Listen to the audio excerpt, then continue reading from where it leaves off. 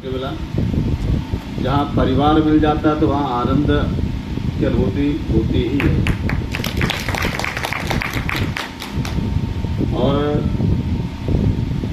मैं तो कहूँगा मैं एक बाधक के रूप में आ गया कि जो निरंतर जो हमारी क्रिया है, जो नियम संयम है, वो योग में ही है। और एक को जाना आवश्यक, कोई व्यक्ति बीच में आ जाता है तो वो योग का संयम टूट जाता है। तो एक बाधक के रूप में मैं बैठ गया हूँ। तो ये बड़े सौभाग्य की बात है कि आज हम सब जो प्राचीन परंपरा, भारतीय रीति रिवाज, अपनी संस्कृति को उजागर करते हुए जो हमारे ऋषि मुनियों ने जो अपनी संस्कृति और सभ्यता को जो योग के माध्यम से समाज का संरक्षण किया, और ऐसे महर्षि पतंजलि जो वास्तविक रूप से एक योग यानी विद्वान ऋषि, केवल ऐसे जितने भी ऋषि मुनि रहे, कोई भी साधना तपस्या करते थे तो योग के माध्यम से ही साधना करते थे, और उसी के माध्यम से तो साधना एक साधक बनकर के अपना जीवन व्यतीत करते थे, और उसके पश्चात उस समाज का संरक्षण करने का, उद्धार करने का ये प्रण लेते थे। और ये हम सबके लिए बड़े सौभाग्य की बात है। उसी रूप में एक हमारे बाल संत है, ये हमारे लिए प्रेरणा का एक केंद्र है। बड़े सौभाग्य की बात है। आज हम अपने घर में अपने बालक को भेज नहीं सकते बाहर। उनके माता पिता भी धन्य होंगे, उन्होंने इतने कम आयु में ऐसे पुत्र का निर्माण किया, और जो पूरे भारत भ्रमण करने का एक संकल्प लिया, सिर्फ इसके लिए गौ माता के लिए। और जहाँ पर 33 कोटि देवी देवता का विद्यमान है, और वो पीड़ा हमारे हृदय में है, केवल व्यक्तिगत हृदय ही नहीं है, संपूर्ण समाज के जीवन के हृदय में है ऐसा। और वो पीड़ा हम सबके लिए है, लेकिन पीड़ा हम केवल व्यक्त कर सकते हैं, लेकिन प्रकटीकरण नहीं कर सकते। और प्रकटीकरण तब होता है जब हम उस कार्य के लिए समाज में निकल पड़ते हैं और इस जन जागरण के लिए चलते हैं। ये हमारे लिए बड़ी सौभाग्य की बात है। आज ऐसे ब्रह्म मुहूर्त में हम सब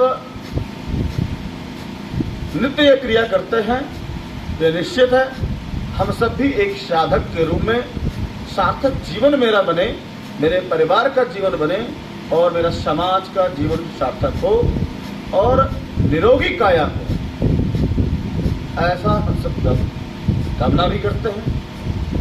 क्योंकि हम सब जानते हैं कि मनुष्य का जन्म बार बार नहीं मिलता है, और इसीलिए हम सबका दायित्व भी बनता है कि जैसे माता पिता का एक कर्तव्य होता है अपने बच्चों का लालन पालन करना और संरक्षण करना, और जिस योग्य हो सकता है उस योग बनाने का प्रयत्न करते हैं।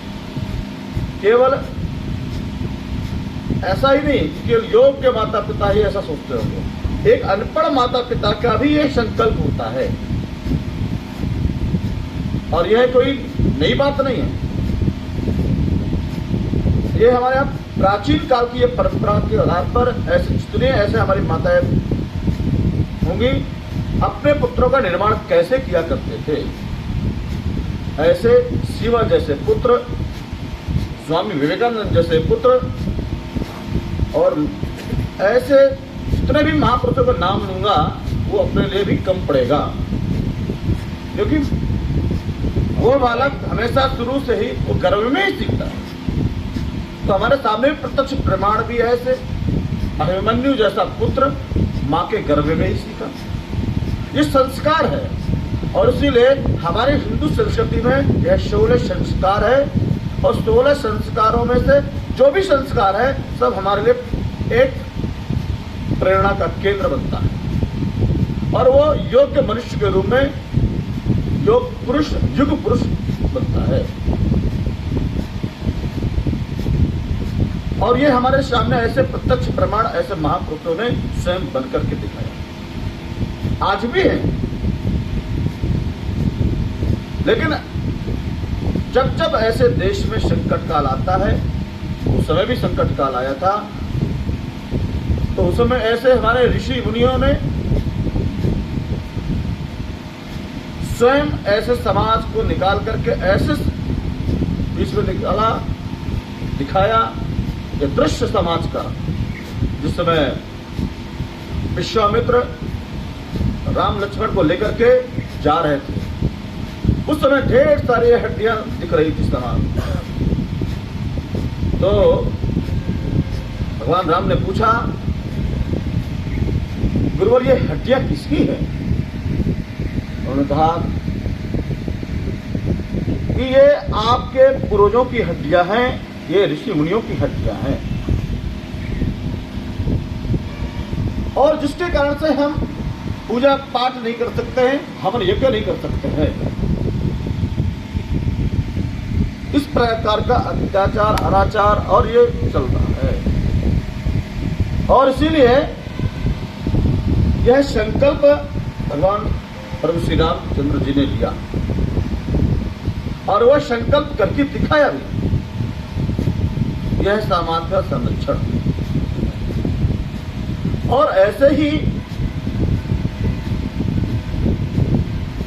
वर्तमान परिस्थिति को भी हम देखते हैं कि भारत हमारा वैभवशाली भारत, शक्तिशाली भारत, और विश्व गुरु भारत, जो दुनिया को एक दिशा देने वाला ऐसा भारत, ऐसे नालंदा, तक्षशिला जैसे विश्वविद्यालय जहां पर दुनिया के लोग पढ़ने के लिए आया करते थे। यह भारत हमारा व्यापारिक देश रहा है, यह भारत हमारा कृषि प्रधान देश रहा है। हर क्षेत्र में भारत हमारा अग्रणी रहा है, योग के क्षेत्र में, कला के क्षेत्र में, विज्ञान के क्षेत्र में, शैल चिकित्सा के क्षेत्र में। कोई ऐसा क्षेत्र नहीं है, कोई ऐसी विधा नहीं है जिस क्षेत्र में हमारा भारत उस अग्रणी भूमिका में नहीं नमाया।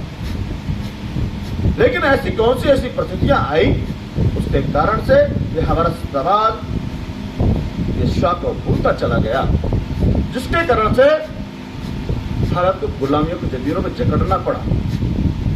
लेकिन ऐसे ऐसे भी महापुरुष हुए, अपने शौक को जगाने का काम किया। ये कौन समाज की रक्षा करेगा? ऐसे महापुरुष भी अवतरित हुए।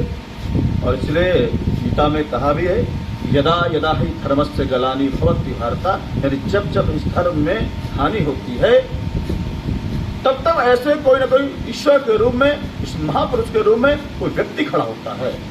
हो सकता है मेरा पुत्र ही क्यों न हो, मेरा भाई ही क्यों न हो, हर क्षेत्र में खड़ा होता है। और हमारे यहां भी ऐसे है। हमारे इस बीच में एक योग के शिक्षक के नाते आज हमको सब कुछ सिखा रहे ना, ये भी हमारे लिए बड़े सौभाग्य की बात है कि हम सबको एक जोड़ करके एक काम कर रहे हैं। योग यानी परिवार को जोड़ने का काम करता है। केवल योग एक साधना नहीं है। और इसीलिए ऐसे महापुरुषों ने देश की अखंडता के लिए काम किया। और अभी हमने अमृत महोत्सव हमने मनाया। क्यों मनाया? क्योंकि ऐसे महापुरुषों ने जिन्होंने देश के लिए, अखंडता के लिए काम किया, ऐसे जो गुमनाम ऐसे महापुरुष थे, उनका हमने स्मरण किया। जो हम गिने चुने नाम लिया करते हैं, ऐसे भी बहुत सारे नाम निकल के आए, हम कभी कल्पना नहीं कर सकते हैं। ऐसे हमारे क्षेत्र में भी हुए। लेकिन हम सब ये भी जानते हैं, क्योंकि समाज का संरक्षण करना हम सबका कर्तव्य दायित्व है, क्योंकि हम नागरिक हैं। और इस राष्ट्र जीवन में अगर हम सबका जन्म हुआ है, एक मनुष्य होने के नाते, इस भारत के नागरिक होने के नाते मेरा उत्तरदायित्व बनता है, मेरा कर्तव्य बनता है। और कर्तव्य कैसा? जैसे सामान्य परिवार में या कोई एक गरीब बेटी है, वो असहाय है, और अगर हमने उस गरीब बेटी का हमने विवाह कराया, कन्यादान लिया, तो कहा जाता है कि कन्यादान से बढ़कर के कोई दान नहीं हो सकता है। और वह परिवार जिंदगी भर एहसान मानता है। और वो बेटी भी एक बार अपने माता पिता के घर नहीं जाएगी, लेकिन आप घर जरूर आएगी और जिंदगी भर वो बोलती है कि मेरा जीवन संभाल दिया, मेरे माता पिता नहीं कर सकते थे क्योंकि उनके पास तो कुछ था ही नहीं। लेकिन समाज में ऐसे भी लोग हैं कि समाज का संरक्षण करने का काम, परिवार का संरक्षण करने का काम करते हैं। और इसीलिए हम सब ये भी जानते हैं कि जिस समय कोई दुर्घटना हो जाती है और वो हॉस्पिटल में पड़ा होता है, मृत्युशैया में पड़ा होता है, ब्लड की आवश्यकता होती है, परिवार वाले भी परेशान होते हैं और कोई ब्लड देने वाला नहीं होता है। एक अपरिचित व्यक्ति कहीं से निकलता है, वहां से मिलता है और यह दृश्य देखता है कि हो सकता है मेरे कारण से इसका जीवन बच सकता है। और वो अपरिचित व्यक्ति उस परिवार को ब्लड देता है उस मरीज के लिए। और इसलिए कहा जाता है रक्तदान से बढ़कर के कोई दान नहीं हो सकता है जिसका जीवन हमने बचाया। यह हम बड़े सौभाग्य की बात होता है क्योंकि ऐसा हमको प्रकृति ने दिया है। रक्त देने से रक्त घटता नहीं है और ब्लड साफ होता है। और क्योंकि जैसे योग के नाते हम सबको सिखाया जा रहा है, ये भी एक शिक्षा है, केवल शिक्षक एक भूमिका नहीं होती है।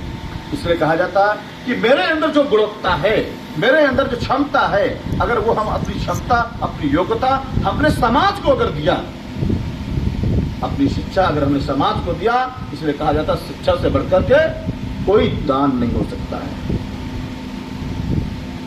क्योंकि जिसका हमने जीवन संभाल दिया कि ऐसे गरीब विद्यार्थी है, पढ़ने में योग्य है, उसके माता पिता पढ़ा नहीं सकते हैं, अभाव के कारण से वो पढ़ नहीं पा रहा है। अगर हमने उसको पढ़ा लिखा दिया और नौकरी करने लगा, जिंदगी भर एहसान मानेगा, कभी जिंदगी में भूलेगा नहीं, कितने भी बड़े पोस्ट में क्यों ना हो जाए। इसलिए कहा जाता है शिक्षा से बढ़कर के कोई दान नहीं हो सकता है। और यह राष्ट्रीय लोकतंत्र है और महापर्व है। और हम सब भी जानते हैं कि देश, यह राष्ट्र कैसा होना चाहिए, जो सांस्कृतिक की रक्षा करने वाला हो, ये धर्म की रक्षा करने वाला हो और ये समाज की रक्षा करने वाला हो, ऐसा राजा चाहिए। इसलिए कहा जाता है जैसा प्रजा वैसा राजा, जैसा समाज वैसा राष्ट्र। तो हम कैसा समाज, कैसा राष्ट्र का निर्माण करना चाहते हैं। और ऐसे हम सबने चाणक्य का नाम हम सबने सुना होगा। चाणक्य किस परिस्थितियों में काम करते थे, लेकिन उसके बावजूद भी धनानंद जैसे व्यक्ति जो अनाचारी था, दुराचारी था, लेकिन उससे परास्त था समाज। लेकिन चाणक्य के मन में ये पीड़ा थी कि मैं एक कैसे इसका अहंकार को समाप्त करूं। लेकिन समय आते आते ऐसे बालक का निर्माण किया, एक सामान्य परिवार का बालक जो कल्पना भी नहीं कर सकते, ऐसे चंद्रगुप्त मौर्य को तैयार किया और खरानंद जैसे व्यक्ति के अहंकार को समाप्त किया। ऐसा योग चाहिए, ऐसा शिक्षक चाहिए। किसके लिए? राष्ट्र का संरक्षण करने के लिए, समाज का संरक्षण करने के लिए। और इसीलिए आज यह जो लोकतंत्र है और इस लोकतंत्र में, इस राष्ट्र के होने के नाते, इस देश में हमारा जन्म हुआ है, हम नागरिक हैं, हमको नागरिकता मिली है। इस नागरिकता होने के नाते मेरा उत्तरदायित्व बनता है, मेरा अधिकार बनता है कि हम यह राष्ट्र के लिए अपने अधिकारों का प्रयोग किस हाथों में देना चाहते हैं। एक योग्य नेतृत्व के हाथ में देना चाहते हैं कि हमको संकल्प लेना पड़ेगा, क्योंकि हमको आने वाली पीढ़ी का संरक्षण करना है। जो 500 वर्षों की यह साधना हम अपने आंखों के सामने दिखाई दे रहा है, ऐसा भव्य राम मंदिर हमारे आंखों के सामने, जो जिनके नाम लेने से हमारा जीवन धन हो जाता है, ऐसे आज मंदिर बना हुआ है। पहले भी लोग ऐसे मंदिर बनवाया करते थे, अहिल्याबाई ने भी बहुत मंदिर बनवाए थे, लेकिन वो मंदिर टूट गए। ऐसे हमारे आंखों के सामने ये भव्य राम मंदिर हमारे खून पसीनों से बना हुआ है। जब भी हम उस मंदिर में दर्शन करने के लिए जाएंगे, हम कह सकते हैं कि मेरा भी एक से एक ईंट लगा है। मेरे आने वाली पीढ़ी भी बोलेगी कि मेरे माता पिता का भी एक ईंट लगा है, मेरे भाई बहनों का भी एक ईंट लगा है। ये कह सकेगा, लेकिन क्या हम तय कर सकते हैं कि यह मंदिर सुरक्षित रहेगा? क्या फिर कैसे रहेगा? रहेगा तब जब ऐसा नेतृत्व खड़ा होगा कि जो संस्कृति की रक्षा कर सके, जो समाज की रक्षा कर सके, जो आने वाली पीढ़ी का संरक्षण कर सके, क्योंकि आने वाली पीढ़ी हमसे जवाब मांगती है। क्योंकि हम सब माता पिता हैं। जैसे हमारे माता पिता थे, जो अनपढ़ माता पिता थे, एक एक घर में 8-9 पुत्र हुआ करते थे। हो सकता है यहां भी ऐसे भाई बहन बैठे होंगे। और वो अनपढ़ माता पिता कम संसाधन में, उस समय बहुत हमारे पास खाली सामग्री नहीं रहता थी, उसके बावजूद भी वो माता पिता अपने बच्चों को जिस योग्य होते थे उस योग्य बनाया करते थे। अगर पढ़ने में योग्य था उसको शहर भेजते थे, और जिस घर में बेटी सयानी हो जाती थी तो माता पिता सोचते थे कि हम अपनी बेटी का विवाह ऐसे घर में करें जहां पर हरा भरा पूरा परिवार हो। लेकिन आज के जो माता पिता की कल्पना क्या है कि हमको ऐसे घर में अपनी बेटी का विवाह करना है जहां पर हम, और ऐसी घर में हमारी बहू आए जो हमको 2 रोटी दे सके। सोचिए जरा, हम भी माता पिता हैं, हम पढ़े लिखे हुए माता पिता हैं। एक 40 साल पहले, 30 साल पहले अनपढ़ माता पिता थे, बहुत पढ़े लिखे नहीं थे। अगर पिता पढ़ा होता था तो मां अनपढ़ हुआ करती थी। सही बात। लेकिन वही पुत्र बोलता है, आपने मेरे लिए क्या किया है? जिस मां ने 9 महीने घर में रख करके स्वयं गीले में सोती है और स्वयं उस बालक को सूखे में लेटाती है, अपने खून पसीने से सींच करके उसको बड़ा करती है, और वही बालक बोलता है, आपने मेरे लिए क्या किया है? उससे मूल्य को कोई चुका सकता है क्या? कोई नहीं चुका सकता है। हो सकता है वो आज हमारे साथ में वो घटना घट रही होगी कि आज हमको 2 रोटी कोई देने वाला नहीं है, हम कल्पना नहीं कर सकते। ऐसे हम संस्कार दे रहे हैं। हम तो पढ़े लिखे परिवार के लोग हैं। आने वाली पीढ़ी हमसे जवाब मांगती है कि हम भी अपनी आने वाली पीढ़ी को कैसा निर्माण करें। जैसे पूर्वजों ने हमको सबको आज योग के क्षेत्र में ऐसा काम करके दिखाया है। हमारे पूर्वजों ने किया है ना, ये हमारे ऋषियों ने किया है, तब हम आज योग कर रहे हैं। लेकिन आज हम भी अपने आने वाली पीढ़ी को कुछ कर रहे हैं क्या? ये हमको संकल्प लेना पड़ेगा। क्योंकि योग करने से हमारा कोई धन नहीं हो जाएंगे। हम 9 भारत का निर्माण करना है, आने वाली पीढ़ी का संस्कार वाली पीढ़ी बनाना है, तो हम सबको संकल्प लेना पड़ेगा। शिवाजी जैसे पुत्र तैयार करने पड़ेंगे, जीजाबाई जैसे मां बनना पड़ेगा। तो इसलिए ज्यादा कुछ न कहते हुए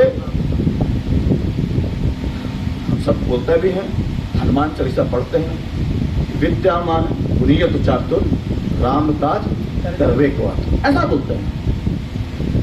भगवान राम के काज के लिए हनुमान जी ने निस्वार्थ भाव से काम किया। आज संयोग ऐसा दिन है, शनिवार का दिन है, निस्वार्थ भाव से काम किया कि नहीं किया? और इसीलिए राम हमारे जीवन में है, तो इसीलिए हम सब बोलेंगे भी कि विद्यामान गुणियत चातुर राष्ट्रकार करवे को आतुर। एक बार बोलेंगे, विद्यामान गुणियत चातुर ये राम तभी सुरक्षित रहेंगे जब मेरा यह राष्ट्र सुरक्षित होगा। तो हम सबका दायित्व बनता है यह राष्ट्र को सुरक्षित करना, तभी मेरा परिवार, मेरा समाज, यह मेरे मंदिर सुरक्षित होंगे। इतनी ही बात कहकर के अपनी बात को समाप्त करूंगा।